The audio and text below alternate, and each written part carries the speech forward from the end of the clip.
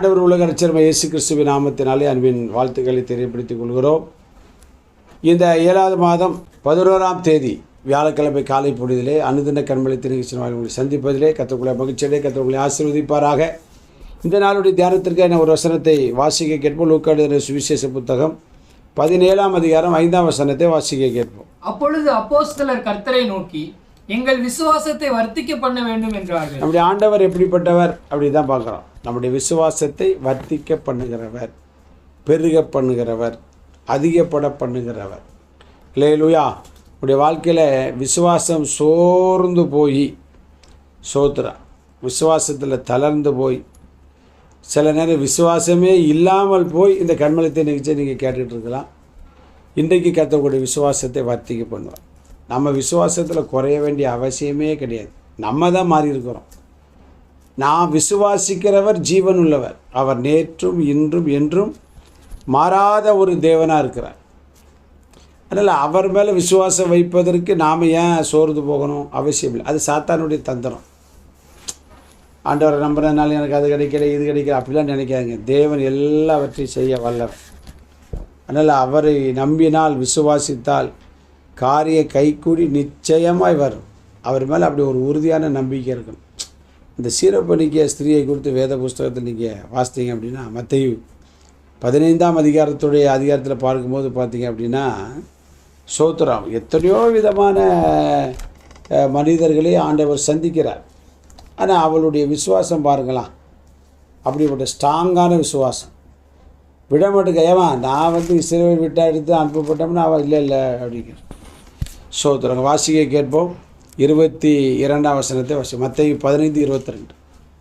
அப்பொழுது அந்த திசைகளில் குடியிருக்கிற கானானிய ஸ்திரீ ஒருத்தி அவரிடத்தில் வந்து, ஆண்டவரே, தாவீதின் குமாரனே, எனக்கு இரங்கும், என் மகள் பிசாசினால் கொடிய வேதனைப்படுகிறாள் என்று சொல்லி கூப்பிட்டாள். அவளுக்கு பிரதியுத்தரமாக அவர் ஒரு வார்த்தையும் சொல்லவில்லை. பாருங்க, ஒரு வார்த்தையை சொல்லலை. 24 வாசிக்க கேட்போம். அதற்கு அவர், காணாமற் போன ஆடுகளாகிய இஸ்ரவேல் வீட்டாரிடத்திற்கு அனுப்பப்பட்டேன். நான் உனக்கெல்லாம் வர்றேன், நான் இஸ்ரவேல் வீட்டாருக்கு அனுப்பப்பட்டேங்கிறார். அவள் வந்து, ஆண்டவரே, எனக்கு உதவி செய்யும் என்று அவரை பணிந்து கொண்டாள். அவர் அவளை நோக்கி, பிள்ளைகளின் அப்பத்தை எடுத்து நாய்க்குட்டிகள் 3 விதத்தில் ஆண்டவர் அவளை ஒரு சின்ன செக்கப் பண்ணுறார். மீனிங் அவளை சோதிக்கலை, அவளை குறித்து மற்றவர்களுக்கு வெளிப்படுத்துகிறார். ஸ்தோத்திரம். எதுக்கு அப்படின்னா, அவள் விசுவாசத்தை நான் ஒன்றும் குறைய பண்ண மாட்டேன், வர்த்திக்கத்தான் பண்ணுவேன். ஒரு இடத்துல அமைதியாக இருக்கிறாரு, ஒரு இடத்துல வேறு இஸ்ரவேலுக்கு அனுப்பப்பட்டங்கிறாரு, இன்னொரு இடத்துல பார்த்தீங்க அப்படின்னா அது பிள்ளையின் அப்பம் சொல்கிறார். அதெல்லாம் சொன்னாலும் அவளுக்கு அற்புதம் செய்யலைன்னு நினைக்கலாம், உடனே அற்புதம் செய்தார். நீ விசுவாசித்தபடியே அங்கே வாசிக்கிறோம். 28ஆம் வசனத்தை வாசிக்கப்போம். இயேசு அவளுக்கு பிரதியுத்தரமாக, ஸ்திரீயே, உன் விசுவாசம் பெரிது, உன் விசுவாசம் பெரிது, நீ விரும்புகிறபடி உனக்கு ஆக கடவுள். பார்த்தீங்களா? அவளுக்கு அடுத்த ஸ்டெப்பு அவருடைய விசுவாசத்தை ஆண்டவர் அப்படி தூக்கி நிறுத்திட்டார் பாருங்க.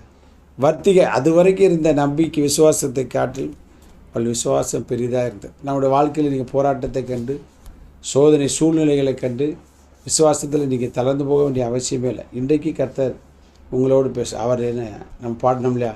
வல்லமைகள் குறைந்து போகவில்லை, அவர் உயிர்த்தெழுதல் மகிமை மாறவில்லை, ஒன்றும் குறையலை. அதனால் அவரை உறுதியாக பிடிச்சிக்கிடுங்க. உங்கள் விசுவாசம் பெரிதாகட்டும். கர்த்தர் இதை இந்த அனுதின கண்மொழித்தின் மூலமாக உங்களோடு கூட பேசுகிறார்.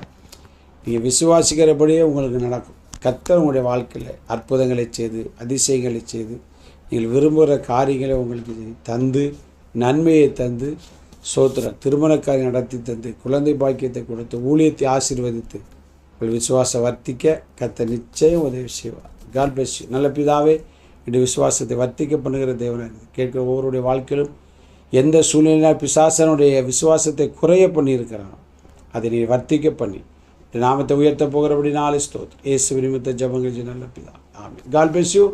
நாளை காலை அனுதின கண்மொழியை சந்திக்க வரைக்கும் தேவ கிருபை நம்மை தாய் நடத்துவதாக. ஆமென்.